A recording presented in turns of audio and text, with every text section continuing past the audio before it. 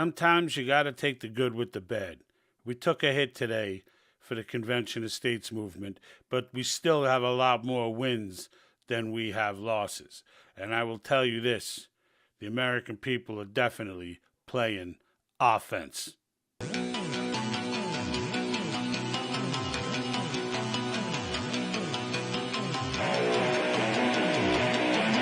Doesn't anyone notice this? I feel like I'm taking crazy pills! I don't want you to ride. I don't want you to write to your congressman because I wouldn't know what to tell you to write. I don't know what to do about the depression and the inflation and the Russians and the crime in the streets. All I know is that first, you've got to get mad. Has the whole world gone crazy? Am I the only one around here who gives a shit about the rule? You have the luxury of not knowing what I know. I want you to get up now. I want all of you to get up out of your chairs.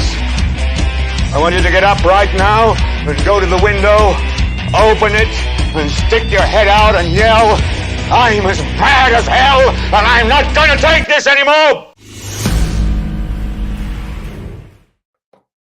All right, folks, welcome aboard. So we did take a hit. We took a hit today for Convention of States. I'm going to get into that in just a moment. All in all, though, it was a pretty wild week. For those of you who were with me the whole way, as and that will continue. How are you, Danny, over in Facebook? That will continue just for the standpoint of there's a lot going on and things are moving daily now. Like this is hot season for state legislatures. So this is when all the cooking happens. This is when all the dishes get served, so to speak, when it comes to anything state legislature. And Convention of States is no different. So, it was a wild week. I mean, we had one day where 3 different states were hearing Convention of States in the same day. I mean, it was pretty wild to watch that happen. That is, I don't think I've seen that yet. We had earlier last week, we had New Hampshire hear it on the House floor. I think we'll be hearing from them shortly. We had Montana pass one reading, pass the second reading. We had Virginia pass their reading. Virginia passed theirs through House committee. And then who am I missing? There's one more mixed up here. I had Virginia. I gotta look at my piece. I don't know how I could forget that. That's like, Wyoming. And Wyoming heard Convention of States this week as well, and they will be hearing it again tomorrow. So we're not the Wyoming one. I'll take them, I guess, one by one. Wyoming was an interesting one because they were very limited on time. The legislature had to give up the room. I guess they only booked it for a certain amount of time, and there was like a Republican caucus or something that had the room booked. And I guess they didn't think the testimonies were going to take as long as they did. And so they went ahead and just started letting people go. Now, the way it turned out, it's not like they say proponent and then opponent, proponent, opponent. They just take names and put them out there and they fall how they may. So the situation in Wyoming, when we were watching it, they're like one after the other of these John Birch Society doo-to-doos is going up.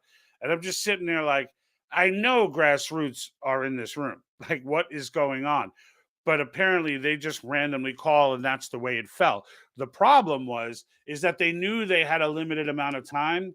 And then they not only didn't end it with a cause representative, no, they're going to fix it. They're going to give proponents their say on Thursday.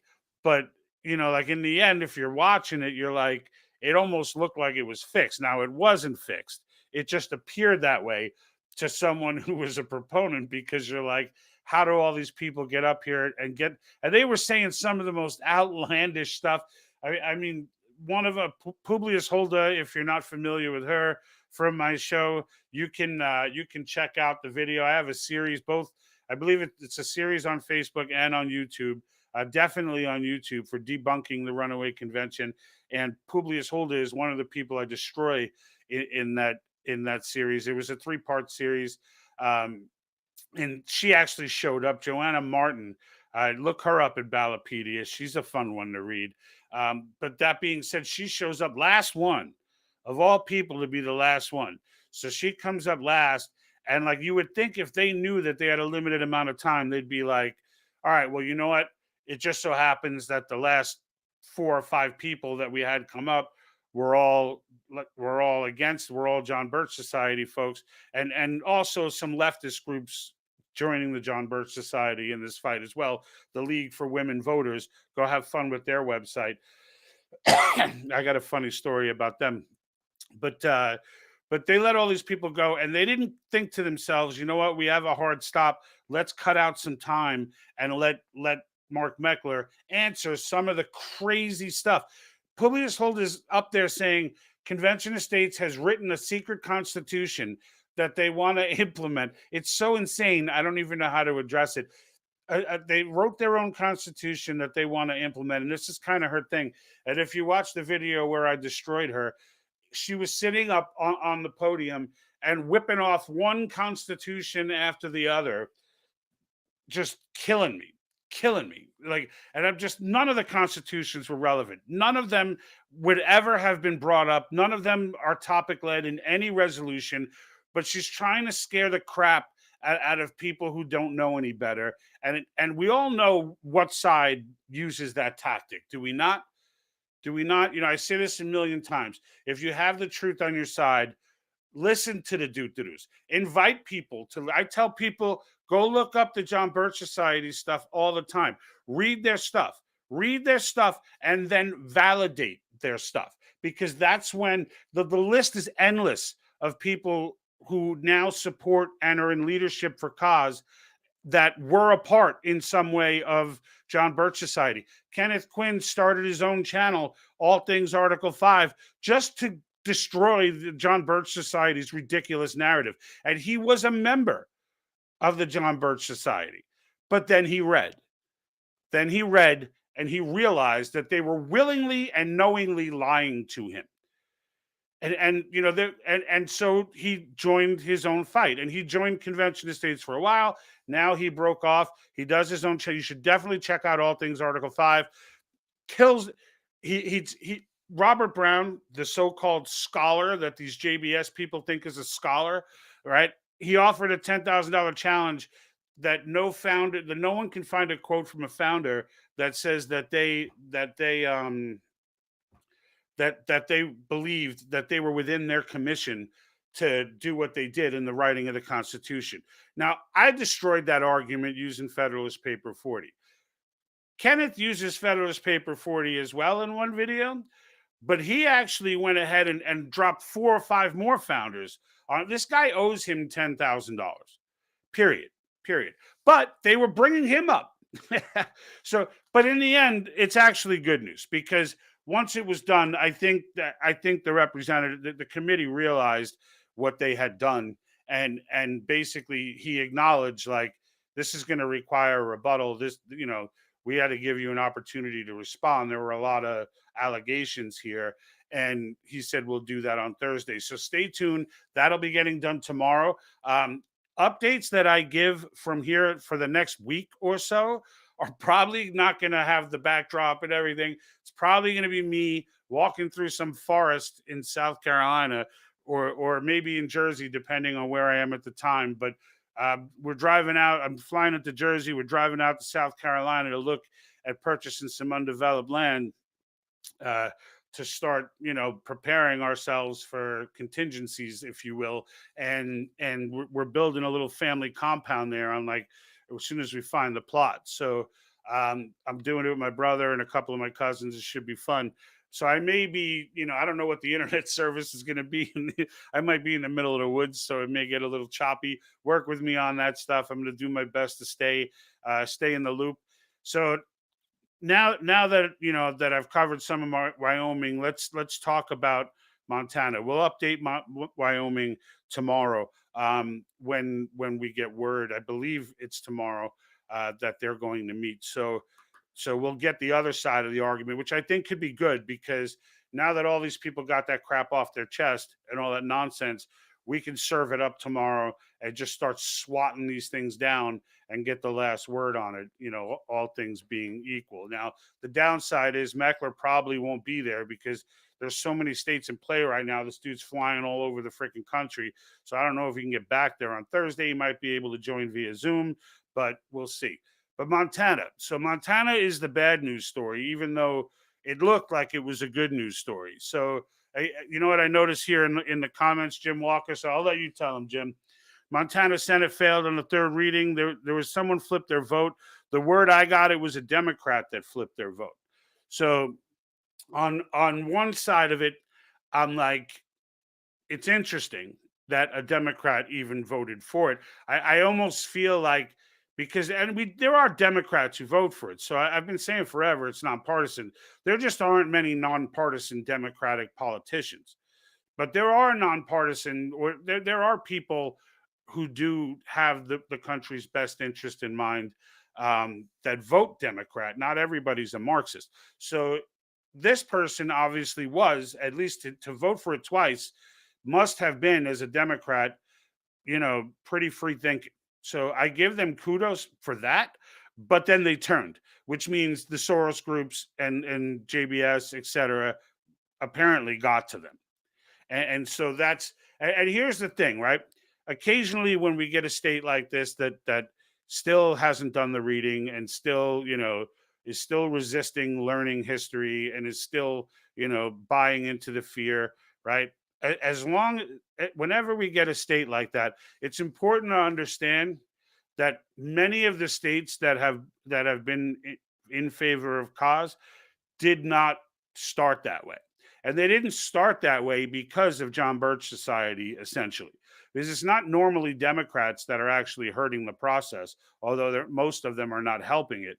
But it's actually Republicans who are buying in to that nonsense. And as a result, I mean, those, like I said, they buy into it because they get a DVD from JBS. They get, some JBS dude stops by, warns them about this dangerous effort to usurp and take over the country.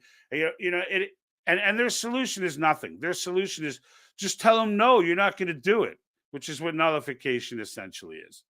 Is they all scream for nullification, but yet at the same time, it's not a constitutional process. It's literally just a state telling people to flip off based on the Declaration of Independence. And that's the kind of thing I could see looking at nullification if cause failed. If cause was enacted and nothing got ratified and they kept going crazy and whatever, or there was no other path. All right. Even then, though, if it was just nothing got ratified, I'd say hold another convention. Get more specific, dial it in on certain things. Because once we get the process done, JBS's argument is gone. Right. And I talked yesterday with Mike Arnold. I had him on, the state director over in Massachusetts, and he was, we were kind of tossing this back and forth. He brought up, Antonin Scalia, and his for convention of states. So it's and I have that video if anybody wants to see it, demonstrating his clear support. But the point that he makes is that he wants to see it done just once. This was a debate they had back in like the late 70s, early 80s, and it was about convention of state. He just wanted to see it get done once so we can nail down the procedures. All right, I got Big Rube just joined me here, so let me go ahead and drag him into the room. Senor Ruben. I love to be dragged. There you go. See what I got behind me in my new basement?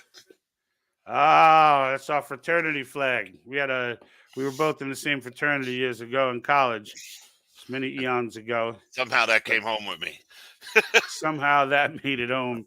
We just want to say that anything said on this podcast does not reflect the opinions of the Phi Kappa fraternity. Please. We're lucky we even stayed. We probably should have been friggin' arrested for some of the stuff we were doing. I don't know what you're talking about. I don't know anything you're talking about. All right, so I'm recapping. No, I mean as far as being arrested for our fraternity, because we were 100% we don't know on the up and up, and we never did anything wrong. but I am recapping for the week in cause for everybody. Just to kind of, I've been coming on. I don't know if you get. I know my own brother doesn't get alerts, so I understand how that goes. But I've been popping on live regularly throughout the week. What's that? I watched yesterday's today at lunchtime. Oh, cool. Yeah, so my alerts aren't really getting out there as much, but Facebook's really been playing with me.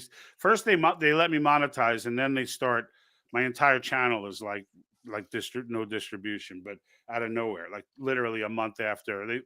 Whatever. I don't want to get into that. I want to stay on cause. So stay on topic. Just to catch you up to speed, we were covering the week. Wyoming heard cause. That there are a bunch of states that heard cause this week. Wyoming was the first one we covered. A lot of negativity there. A lot of the John Birch Society people, but they ran out of time. So they're going to allow tomorrow. They're going to reconvene and allow the proponents, because it's probably going to be all proponents now, because they don't pick like pro or con in the order that they pick people. They just take names. So those guys probably got there first, got their names in, went up first, but they're opening it up again for rebuttal and to let the fact they brought up some wild stuff, some really wild stuff in there. I mean, they were accusing Convention of States of secretly preparing their own convention or their own constitution that's going to get rid of the Second Amendment, and like they're going to pull it out. That's the first thing they go after, the Second Amendment, which is ridiculous considering what do we have, 25 constitutional carry states? Yeah, it's stupid. It's like beyond dumb. It's the stupidest argument is going after 2A, and the reason they go after 2A, and correct me if I'm wrong, is because they know that pretty much conservatives are dug in their heels for 2A, so they're going to attack the first thing they could possibly attack. If you don't know anything about any of this, and someone walks up to you and says, "Hey, there's an organization out there trying to overthrow the Second Amendment, trying to constitutionally amend it so that, like if someone's out there saying that to you and you haven't read anything and you don't know anything, you're going to buy in." I read when I was watching your thing, I read Federalist 40 today. So I'm armed. Oh, you did? Yeah. I told so now you know then. I downloaded it I have the Federalist Papers on my iPhone. I downloaded it. It's a free download, just in case if you have Apple Books, it's a free download to have in your pocket.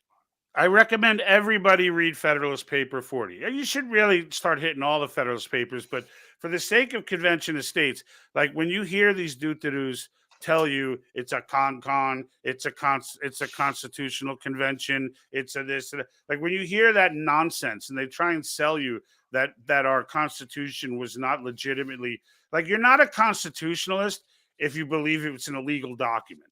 That's for starters. But like on top of that, you read Federalist Paper 40, where Madison breaks down exactly why they were within their commission, and why, and breaks down the idea that they weren't just tasked with 10 of the states were tasked with two things. So each state delegate had a slightly different wording, but 10 of them were asked to go in and not just revise the articles, but to create a firm national government.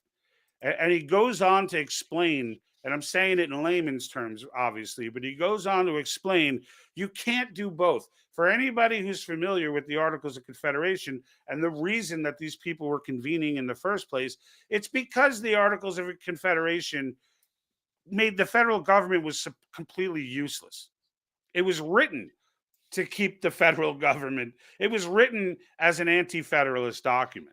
And it served that purpose well. The problem was we needed a federal government. It couldn't fund itself. It was begging states for money. There was no form of income to it. The military was falling apart. They couldn't provide a unified protection. They couldn't handle treaties because states wouldn't honor them. It was a mess. And so in order to accomplish that, they had a choice, is basically what he says. We can keep the Articles of Confederation and not have a firm national government and just tweak the articles, or we could get the firm national government and totally rewrite the articles. He even makes a comment like, if it would make you guys feel better, we could leave the name Articles of Confederation if it's like if that's the thing, if it's the title that's bothering you. But like in the end, it needs to be completely rewritten in order to accomplish the goals that you wanted. And so there are tons of examples other than Federalist Paper 40. I just always refer people to that because it's a fairly easy read. It's not too in the weeds with the old English. And the fact is, you can get from Madison exactly what was going through the founder's mind. So like that's why. But anyway, Montana was where I was at, Ruben, and they passed twice. They passed the first reading back, I believe it was last week, then a second reading the other day. Normally, the third reading is just a formality. So we were like, I was prematurely celebrating. So normally the third reading is just a formality. But apparently there was a Democrat on there who flipped on the third meeting and was for it and then went against it. And I was just commenting on that in the sense of that Democrat is probably, this was probably one of those mansion type Democrats who actually gives a damn about his people, about his constituents, and voted with her conscience, and then got attacked by the Soros groups. One of the Soros groups was I don't know if they're a Soros group, but they're in that same camp, pro everything Marxist. Was women, what is it? Women for, I forget the name of them now. Women for Voting or something like that. Vote. So one of the wackadoo leftist groups. They went up and spoke, whatever. Anyway, they probably got to this woman and were like, "Listen, do you understand what this means if they get this through?" And I she's lose probably my like, job. "Yeah." Well, she's probably, yeah, we'll get fiscal restraints. We'll get, we'll reel in this, and the lady was like, "You're a Democrat. Like, you're not allowed to think like one of them, like one of those." And I don't even mean Republicans.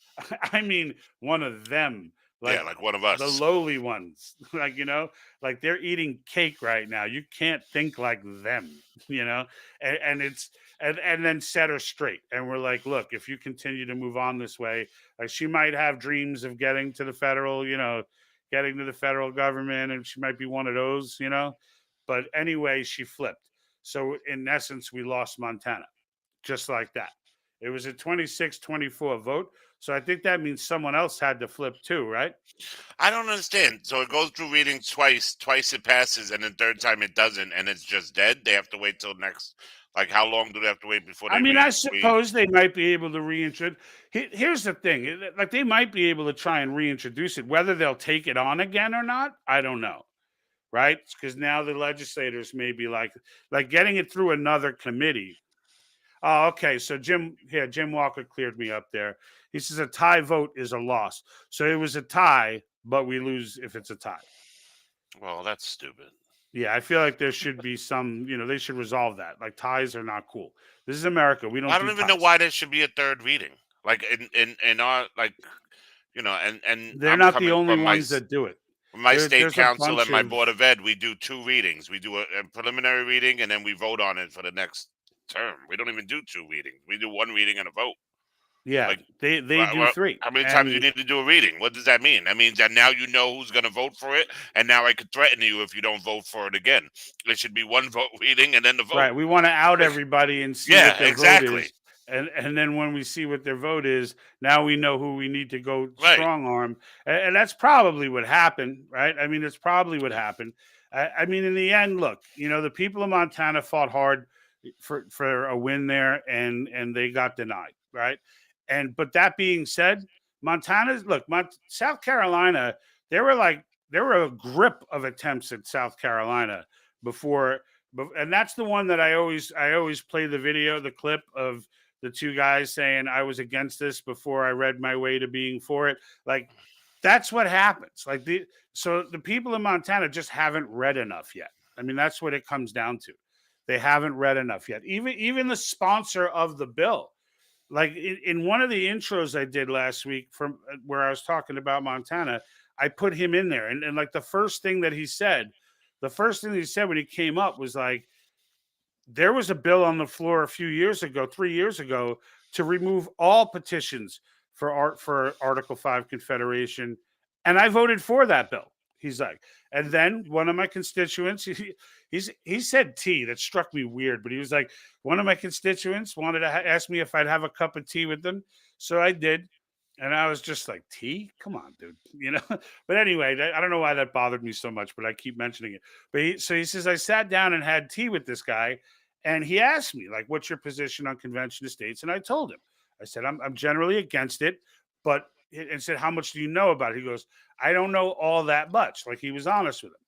So the guy handed him some materials to let him go and research for himself. And the only thing he asked from him was to promise him that that he was going to go and legitimately look it up and start reading. And the guy was like, he goes, I read up on it. He goes, and that led me to more places, and eventually I came across Nadelson's book on Article 5. And he goes, and I not only read it, but I read all the footnotes and I hit all the links, and he's like, and I really like went down that path. And he's like, after I was done with that, he's like, there was no doubt in my mind that this is something that absolutely needs to happen. And that's the same story that all of them tell. So it's like, this is why JBS is such a problem. It's just like you went to a buddy, you told him about it, right? He's a conservative minded dude, but he didn't read up on it. Oh, he's a member of JBS. He just took JBS's word and he believes it. And now you got a perfectly, constitutionally minded American walking around just totally believing that, like thinking the founders just went crazy on one piece of the Constitution. And it's like, and this is what I tell people, Rube, right? Ask any research you ever do on anything, start with the generic, like common sense type questions, like just then get into the weeds. But start the search with just common sense stuff. Like, all right, they're saying Article 5 could totally overthrow the entire Constitution. Would the founders write something into the Constitution that would allow someone to completely overthrow it? In dirty words? In 30 words. like just wrap your head around that. Like, they spent all of this time in this heated room arguing, debating, getting into it, the whole nine. Would they really just leave all that to because the odds of someone calling a convention back then were a hella high than compared to what's going on now.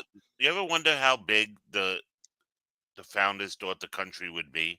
And like, even if they thought of Manifest Destiny, which I don't even know if they did at that point, but no, let's just assume they thought, hey, we'll have the whole continent at one point.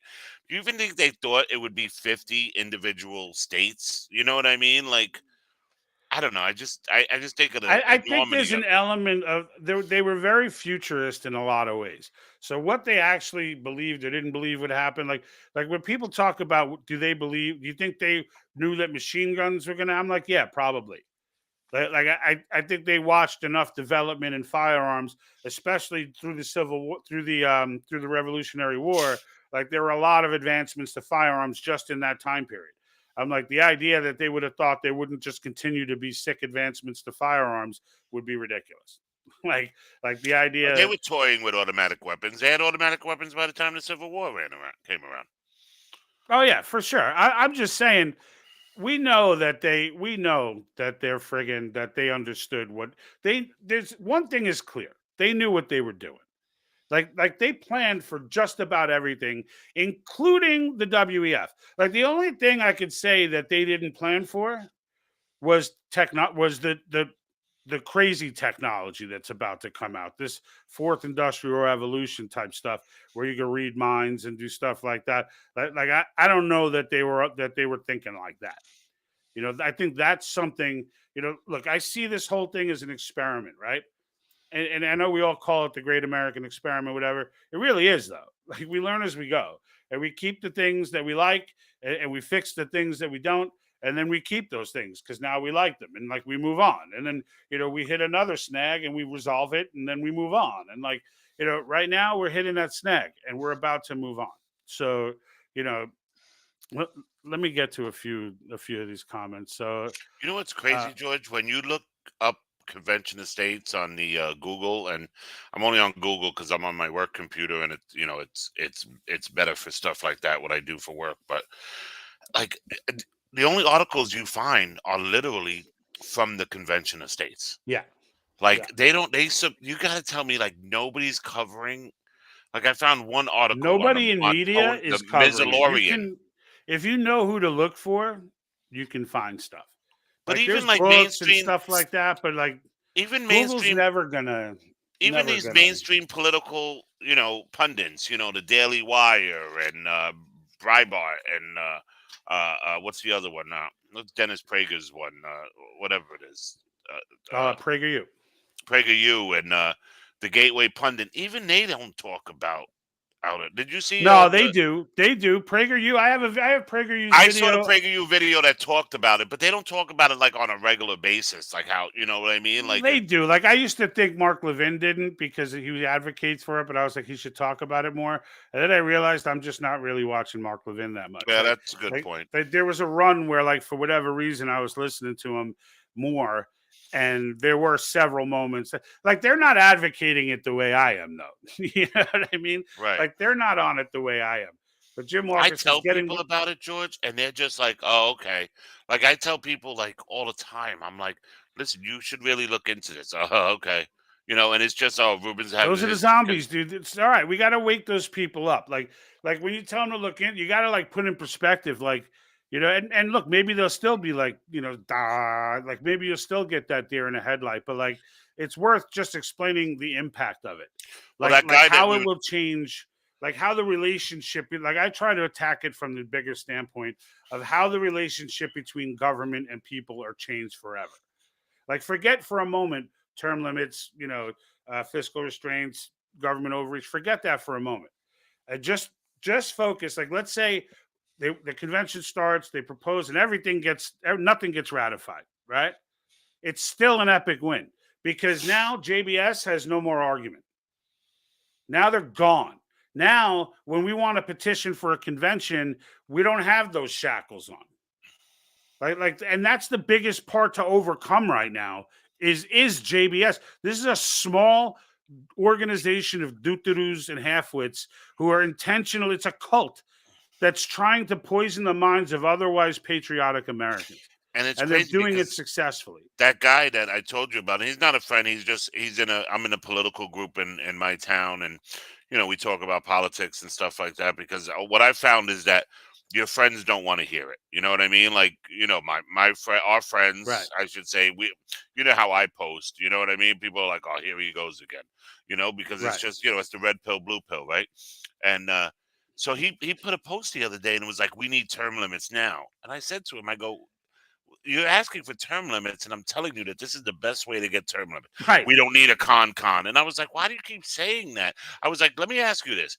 Do you honestly think, Republican, Democrat, that these knuckleheads in Congress that have made a career living off of this is their career?" Well, you know what they think, Ruben? They think the deep state, that they think there's going to be some kind of hijack from the deep state. And because they don't understand the freaking process and refuse to read, like we're at a point where it's like, dude, you're saying you can't even trust we the people. Like if you're at that point, then just get out of the way and let the adults take over. But like if you're that guy, then I don't even want to talk to you because now you're the guy who says sit down and complain until the fire consumes the whole home. Exactly. Like Ted Cruz is calling for term limits. Nobody's. Oh, he's always done. He won't even vote for it. He'll call for it and then not vote for it. He'll be like, "Oh, I changed my mind."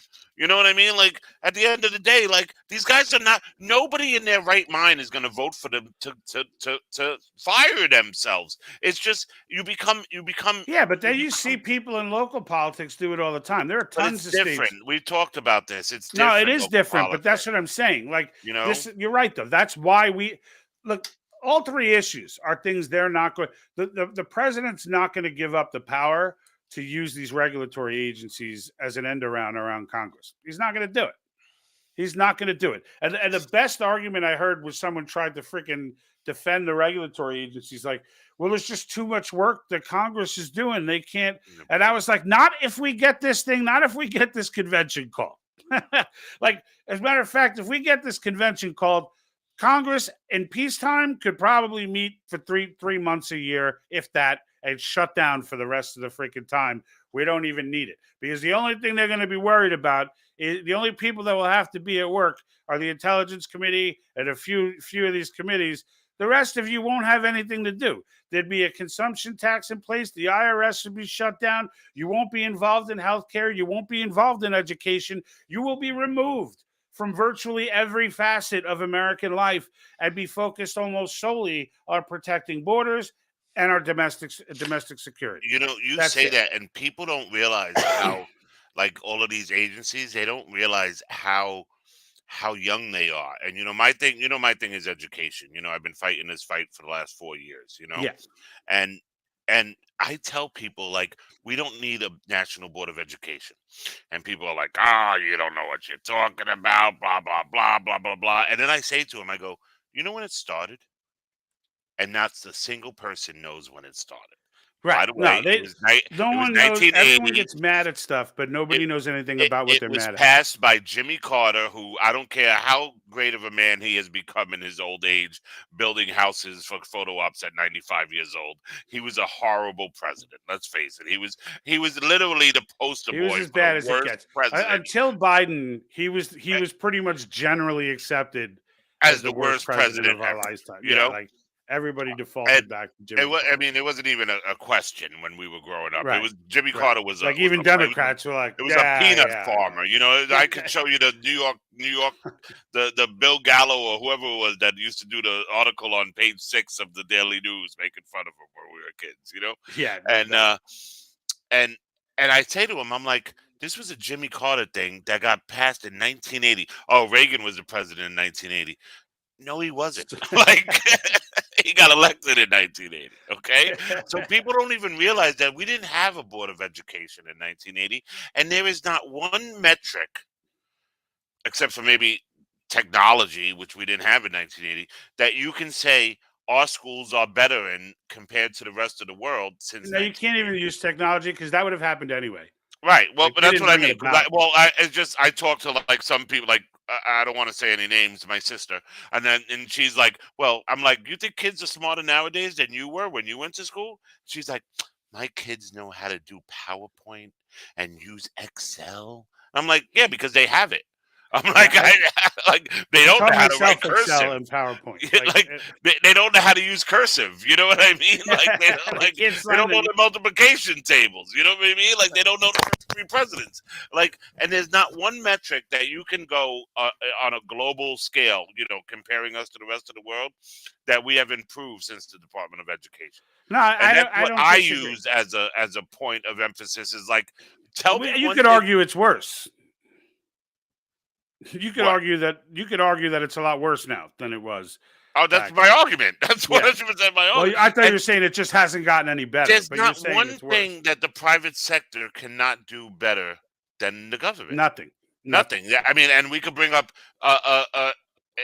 the Wright brothers. And honestly, The government was trying to fund planes. They gave up on it, and the Wright brothers had like $30 and a bicycle, and they made a plane. SpaceX. Look at SpaceX. I mean, if Look at the we Union never had a Railroad. The reusable railroad is rocket a because perfect nobody ever tried to freaking make one, because there was always an unlimited amount of money to build.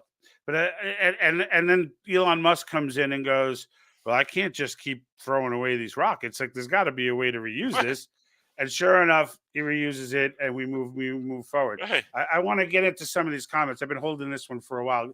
So he's talking about Montana here, and he's saying getting the win is a vote. So Jim over in YouTube, getting the vote is a win. I'm sorry. Now they know who they need to focus on. They might need to primary a couple, and that's a lot of that. Like, even when I had Silver Wolf on from New York, she was saying that that she, like, there were a lot of cause influence in local state elections, and that they were able to get more like, whether or not New York will pass resolutions right now, it might be, it's going to probably take a few of those rounds to do that, but like But in the end, like they're that much closer now because they were able to successfully influence in the primaries, which is where you get these people is in the primaries. And then Danny over on Facebook is everything is weaponized. Alphabet agencies are running operations everywhere, right? Which is what we're trying to get rid of, right? And that's the whole point of this movement. That's the whole point of the Convention of States movement. Get rid of the alphabet agencies, the EPA, the what is it, the Department of Education, and you got OSHA, and you got all of these. They need to go. And if you knock them down to advisory roles, they'll get rid of them. They'll just disband them, plain and simple. And then Mike Arnold, there he is. He was on last night on the show. Watch it tonight. How are you, Michael? Massachusetts in the house. Don't let Montana get you down. Not the first time a legislator flipped on us at the last minute.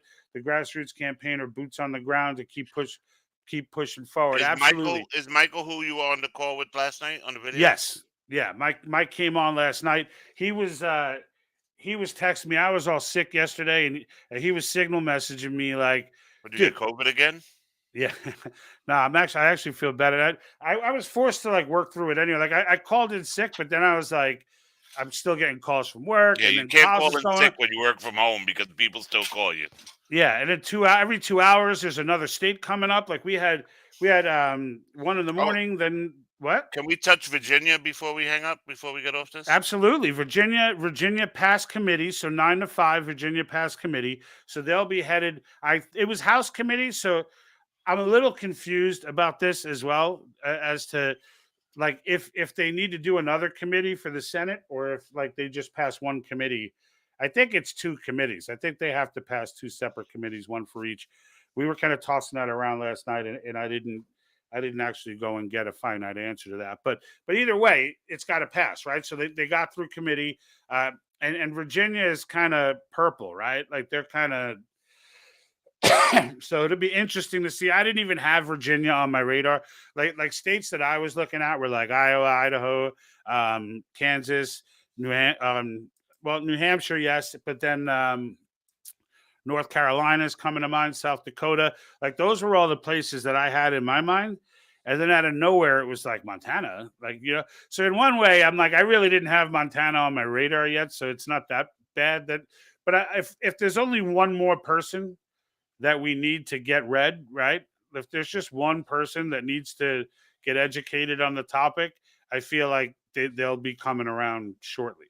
And I because one person is not that bad. North Carolina, they passed the House one year and didn't pass the Senate. And the next year they passed the Senate and didn't pass the House. And now we're optimistic that there are some more cosplayers that have turned over in this last election to hopefully get that over the line. So there's just so much action going on right now. And every legislature is different. So it's challenging to like keep track of like Mike was saying yesterday, how hard it is just to keep track of the process in Massachusetts. Like trying to, he passed committee twice in Massachusetts last year, which was amazing. And Danny on Facebook says the founders were way smarter than us. Absolutely. There's no doubt about that. I was watching a documentary on Jefferson the other day and like, I just soaking in all the stuff that 1619 Project and the rest of this band of Mary Dutherus follows, and taking in some of the stuff that he did. And his day at some point, there was a point in his life where it was 15 hours straight of just like reading.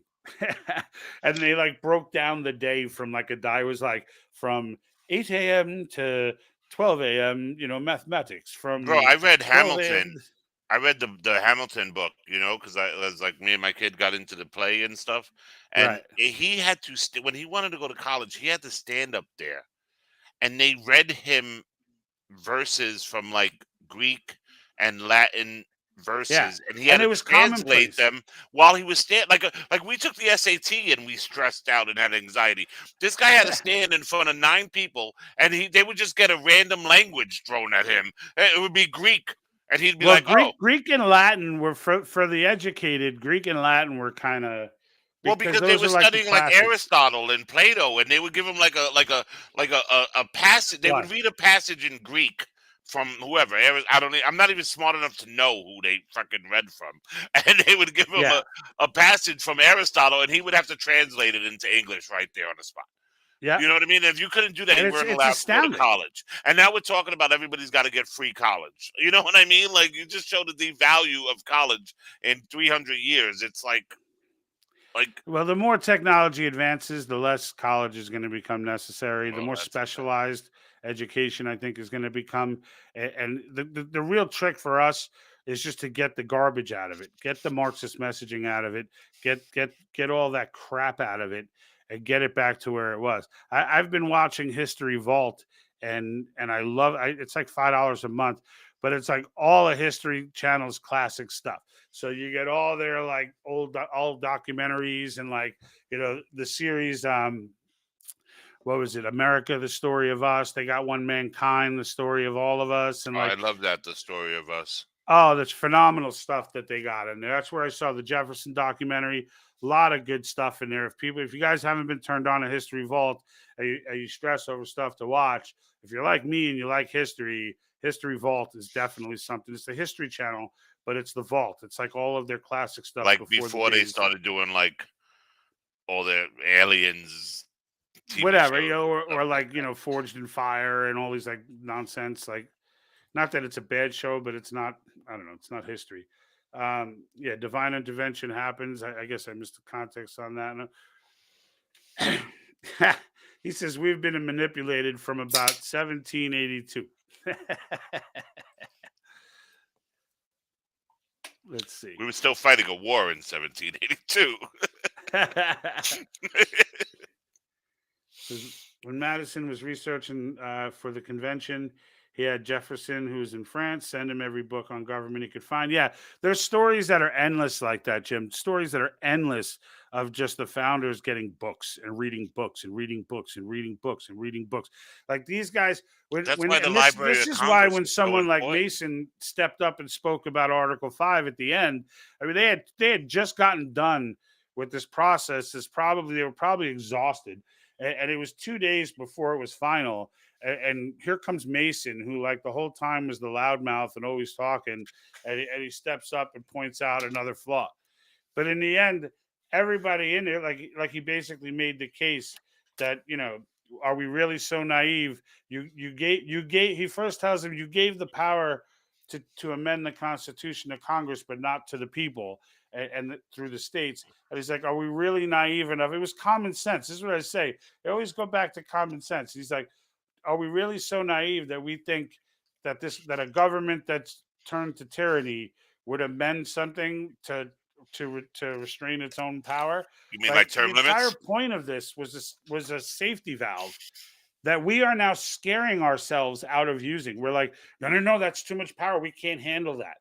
They control us too much. Like, see how much they control you when they're controlling the food supply, the energy supply, and the currency. Hey, let me ask you something. Why don't you think they put term and this is, you know, we want to start with common sense. Why didn't they put term limits right into the Constitution? Because do you think it's because they didn't think there was enough smart people that couldn't at that point? No, it's nobody served more than 2 terms. Because it was service. Well, they wanted Washington to serve a 3rd term. Remember, and did he? No, but he could have. We're lucky. I understand. Look how lucky we are. I understand, but my point is, King George thought he was an idiot for there's documents where King George is like, he did what? He gave up his power. What kind of idiot gives up his power? You know, and he set the precedent. It wasn't until what's his face. But all throughout legislatures, all throughout everywhere. Look, when you look at the folks in New Hampshire, right? So we just had Convention of States speak in New Hampshire. You know how much those legislators make a year? $100. $100.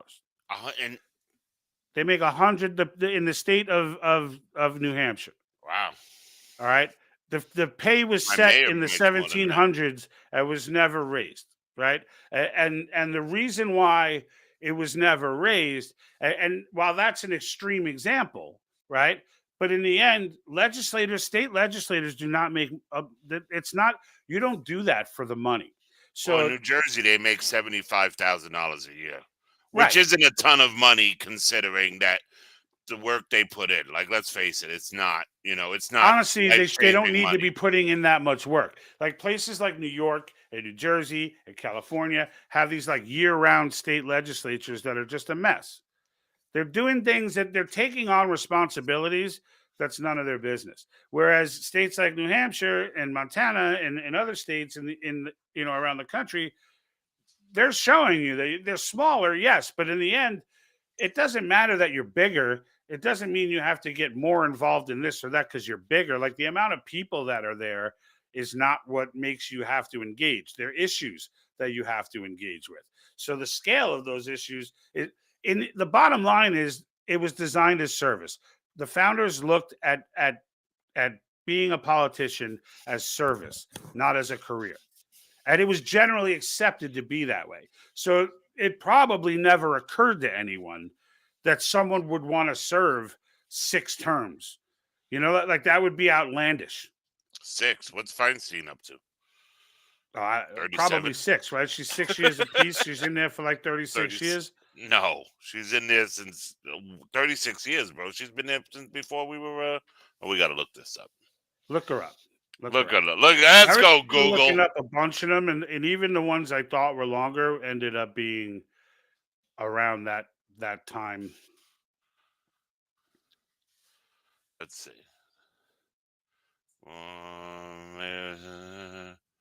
Where is she? Let's go. Good old wiki. Let's get the wiki out. Keep going. On Don't wait Facebook for me. saying we need teeth on the Second Amendment. Stark and young. She was 1992. She assumed Senate, but she's a career so 1992. politician. So that's like 31 years, right? So or 29 years.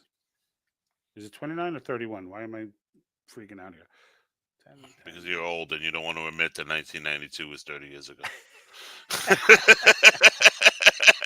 You're like 1992. That was 8 years ago, bro. Yeah, that was a little while ago. Like that 70s show was further away than Happy Days was when we were kids, bro. But like to your point, these people have been in politics for longer than that, though. Like she was in politics, I'm sure most of them were even longer than that. But like the Mitch McConnells, like they're all in the 3 decades range right now. They've been elected about 6 times. That stuff is unheard of to the founders. Like someone spending 36 years in a Senate seat. Like that's just a long time to serve. And not to mention life expectancy, they'd all been dead by now. But in the end, like if they were these people, right? What is she? I mean, well, some might argue that Feinstein died a year or so ago, and they're doing a weekend at Bernie's on her. Chuck Grassley, Republican from Iowa, 1981. He's been in 42 years.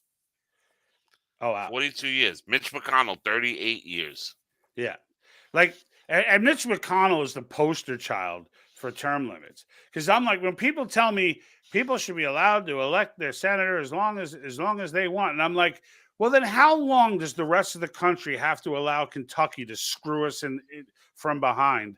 Like this small state of Kentucky is screwing the entire country every 6 years. And I'm like, the reason it's not because they're bad people, it's because the system is bad. And by allowing this guy to whatever rig he has going on in Kentucky to shut down the primaries, like it doesn't matter. The bottom line is the power he has amassed in that position is everything that's wrong with this country. And it can't happen. You ready for this one? Joe Biden. If we can't put him in. Joe Biden has been in Washington longer than you and I have been alive. He got elected to the Senate on he was sworn into the Senate on January 3rd, 1973. I'm going to be 50 this year. No, it's not. What's the month? January 3rd. Oh, neither one of those is close to your birthday. He's got me by August 6 months. and 11th. No. I'm thinking the birth year, but like, well, yeah, but that's what I'm saying. He's been in Washington longer than we've been alive. Just think about that. That's crazy. This man has ruled over And us it looks like like a king. I bet you he doesn't know that. Yeah, you know what? Don't get me started on the Joe Biden actor conspiracy theories right now. I think he thinks he's a senator right now. No, he thinks he's freaking gonna go get ice cream. If it's even him, if you ever just get up at 3 a.m. and just want to go on some deep dives, go on the Joe Biden isn't real deep dive. Just go on it; it's fun. They have Where pictures they of think him he's where got a body double. their ears, like he has in some pictures he has a connected earlobe, and other pictures he has like I have these big unconnected earlobes, and some people have connected earlobes. Like people go on like I go on these deep dives. I can't sleep at 3 a.m. I go on Instagram. I go on these. Have you seen The pages. Birds Aren't Real?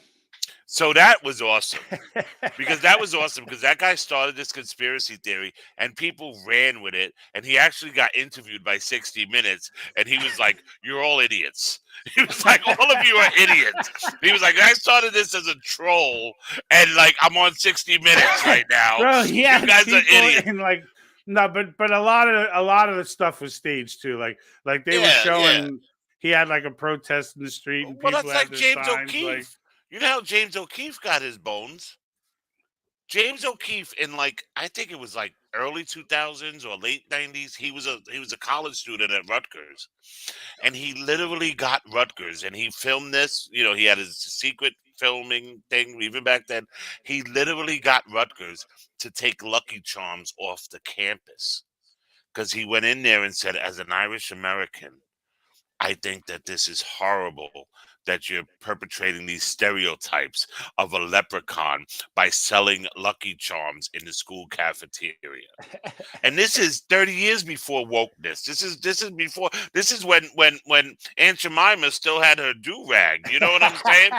Like this is before she got a perm. Like this is way back. And you can look it up when you have a free second. Look up James O'Keefe Rutgers, and he literally got the campus of Rutgers to agree with him and take frickin' like Lucky Charms out of the vending machines, and you couldn't get Lucky Charms out of the vending machines because they were like, oh, you're offended? Yes, we'll get rid of. Like I was just waiting for like some Romanian student to come in and be like, Count Chocula is offensive. Like how do you have Count Chocula? You know, and you have some purple guy come in going, you got to get rid of the Frankenberries. You know what I'm saying? Yeah. Like That's funny, the Count Chocula.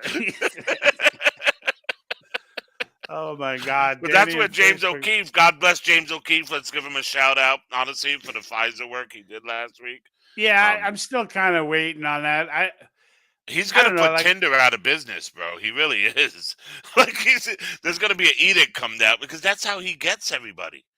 He gets everybody on like Tinder and Grindr and all of these. Did he say that or? Yeah, it's common knowledge. They go out on dates, and he targets. I know they go out on dates, but it's he targets these people on Tinder and Grindr and Bumble and all of these. I want to, websites, and then he targets these people. He gets them from LinkedIn. He finds them on Tinder. They target these people. They swipe right.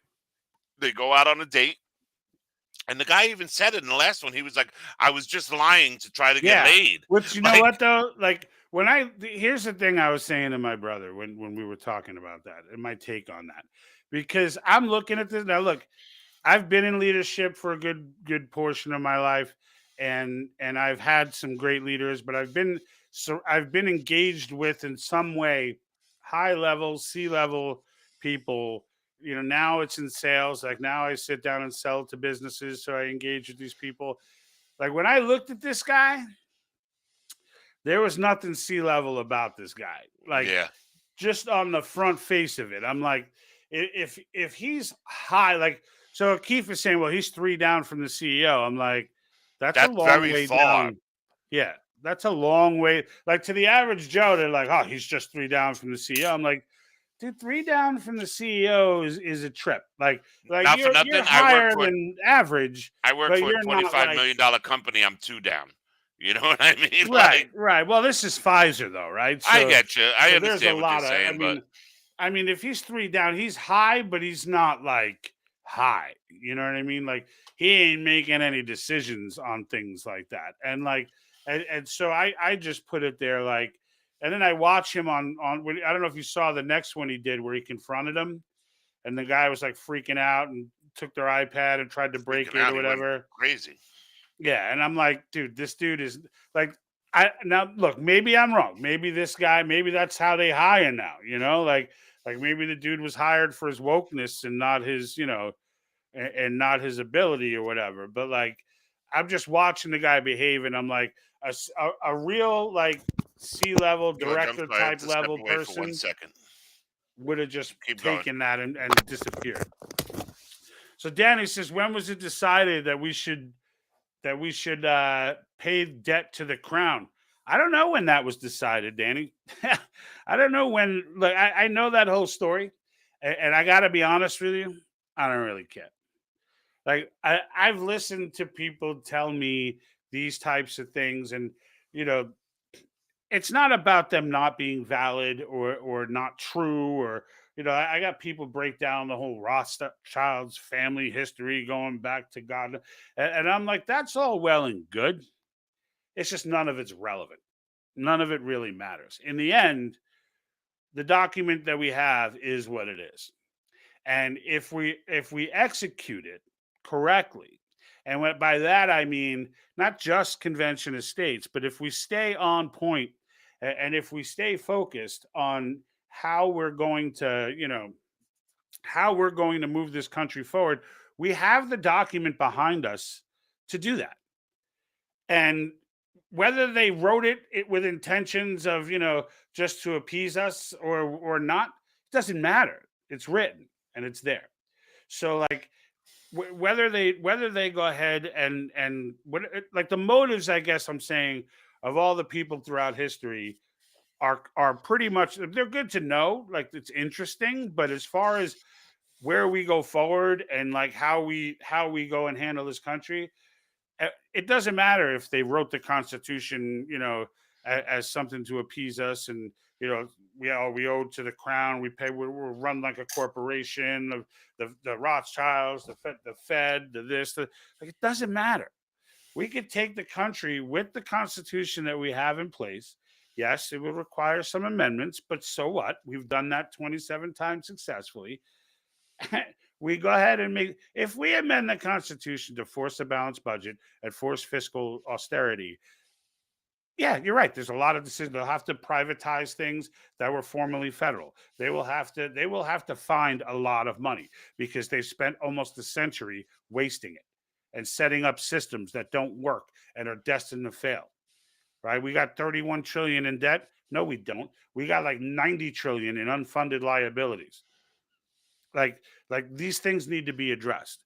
And if we address them, if that debt clock just doesn't even have to turn backwards, if it just stops, if it actually stopped, like we were paying enough on it that it actually stopped, the dollar would immediately, we could still have the 31 trillion. Dollar would be through the roof.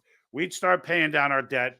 Yeah, it would take 20 or 30 years to pay it down or whatever, depending on how much we could generate with consumption tax. But in the end, whatever time it takes to pay down, once it's paid down, we could dump the central bank now and just pay it back. But like, we got to pay it back. Like, we can't just deny the debt. And wouldn't that be great if we elected a president and he was like, you know what? There's a new sheriff in town. I'm not paying these debts. Like a mob boss comes in and goes, you owed the last guy. You want your money? Come get it. What are you going to do? Well, I'll be honest with you, Rube. There's a scenario I could see where we do default on our debt. Like if China, that's the big like if China gets aggressive enough, like I could see the right president being like, you know what? We're going to blow this whole thing up economically and start from scratch because you guys are going to tank our dollar anyway. So we're going to, now we're going to take it internal. We're going to focus our economy and try and go down that road and be like, F all of you. We don't want to trade with you. We don't care. You know what we need? We need Sonny from the Bronx Tale, where he just goes, hey, you know what? It cost you $31 trillion. You don't got to see that guy anymore. Yeah. when he tells you like best 31 trillion you ever spent. Now you don't got to deal with him with his chopped cheeses and his McDonald's and shit. $31 trillion. I should do a meme like that. That's Yeah. funny. Yeah. Yeah. And let me tell you about how to open the car You door. put like Xi Jinping's head on like the kid across the street. Yeah. Right? Kim Jong running. Now at 31 trillion, you never have to talk to him again. Don't worry about a thing. You're done. Best money you ever spent. Now you can't leave. Yeah, because they do worry me though, China. Like, it's not China that worries me because their economy's kind of a paper tiger. It's the WEF that worries me. But in the end, like, I look at these BRICS countries and I'm like they don't have any idea the devil they're signed. Like, they're so focused on like the American military complex and like, the fact that we weaponized our currency with sanctions, and those are all bad things. Like, but it's like those things, are bad even by our ideals. Like, our government's acting outside of our ideals, which you say, oh, well, if they can, then that's still horrible. And it's like, yes, that's true. But like, there is a path for us to retake that government and end this stuff. When you look at China, this is a country who has open concentration camps for the Uyghurs that they're just annihilating an entire race of people, and it's not against their ideals. like there is like if it made the papers, no one would care. Like if they did start putting it on the news. Don't care. 80% of the people in this country will, if you tell 80% of the people in this country, hey, sorry, we're getting rid of meat, you got to eat crickets, they're just going to be like, oh, the government said it was okay. You know what I mean? Like, no, not even. What they'll do is be like, that's ridiculous. I'm not eating crickets. I want my steaks, blah, blah, blah. Well, there is no steak. So where are you going to go get that? I'll go buy my own cow. Sure, it'll be $2.4 million. Well, that's like, they don't realize that that's a real scenario. Like they think they're just going to yell and try and express their Second Amendment rights. And when there's no bullets anywhere, like, I stocked up, eventually you will run out. And you know what? Everyone else didn't stock up. So go ahead there, one-man army. You get him, Davy Crockett. You take it down with the Alamo. You know what I mean? Because in the end, you and your garage full of bullets ain't going to freaking help anybody when you're standing there by yourself.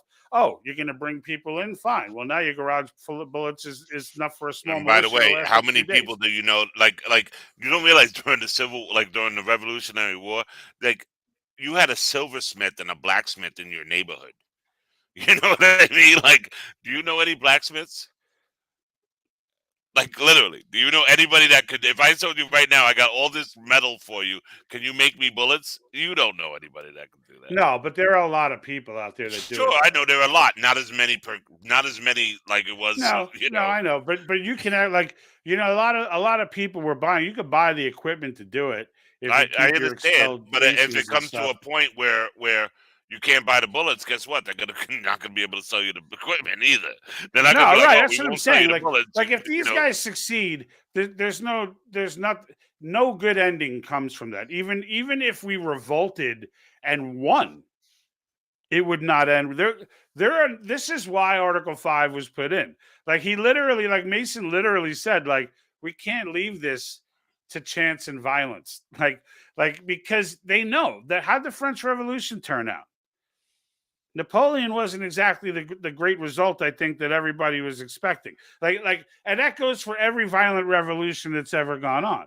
It just becomes another cult of personality who takes over. Like we have the perfect system in place, as perfect as it can be, right? As perfect as something made by humans can be. We have the perfect system. Like, there's throwing it away on the sake of revolution because we were too afraid. This is why the JBS folks are so full of crap. Because it's like, why would you go to nullification? Like, you're basically walking away from the Constitution, turning to the Declaration of Independence, which really isn't an executable document to the United States. It's really designed to be an executable document to the King of Britain, who's been dead for some 250 years. So, like, yeah, you can look at the line that says it's our duty, that's great. But, like, that sounds to me like what it is, a last resort. Like, that's after you've tried everything else to do.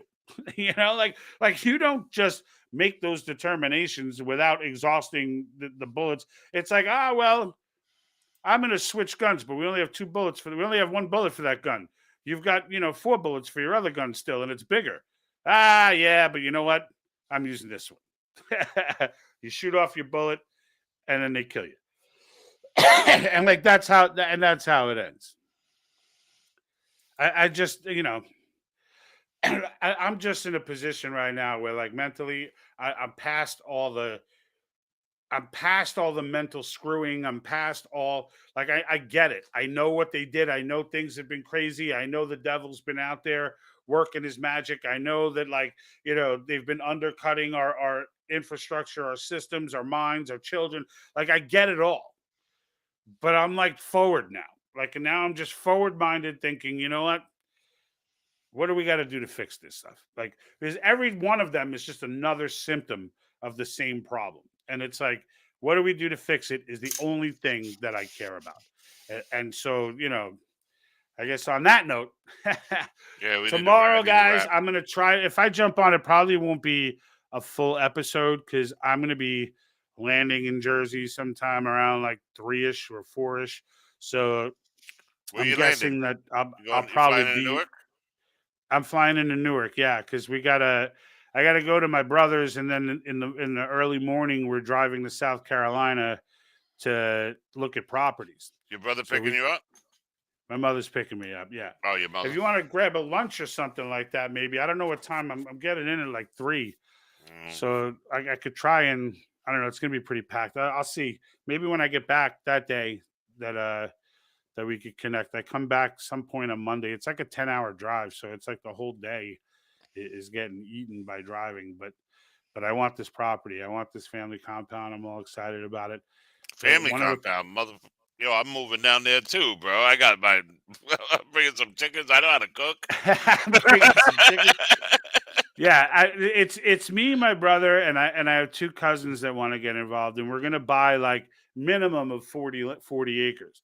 And, you're gonna get a mule?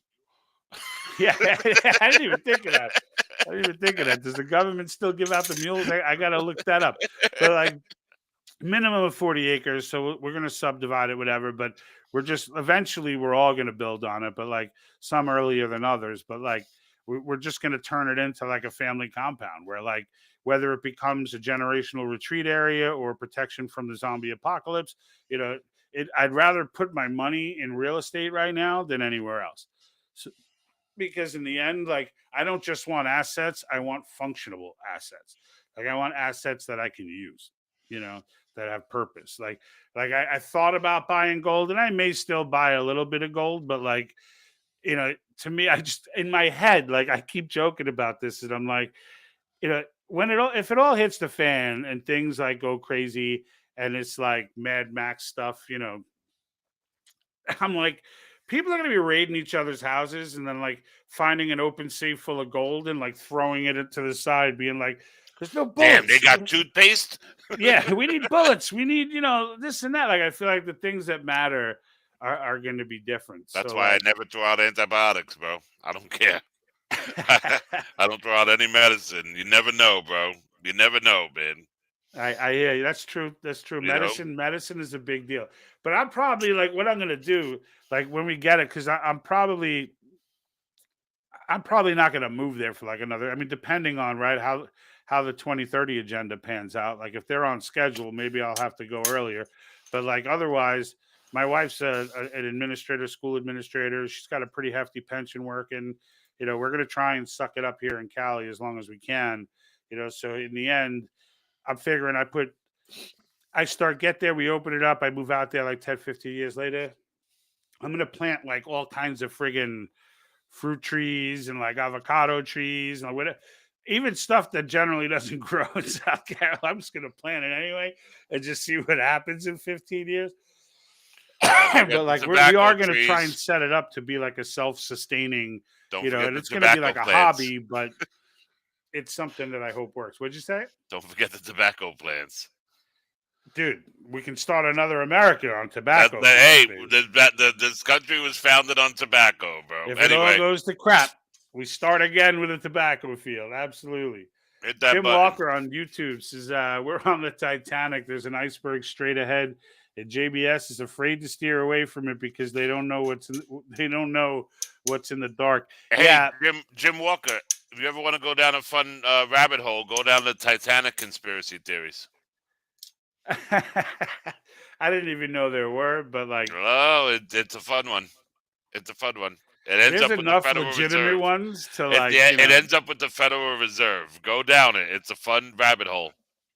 And Yeah. listen, all of these conspiracy theories, they're fun. You know what I mean? At the end of the You know day, what? like, But you know what? Frankly, though, like a lot of them are like when someone's called a conspiracy theorist at this point, your assumption, you're not thinking flat earther anymore. Like now you're thinking like someone who probably is in the know.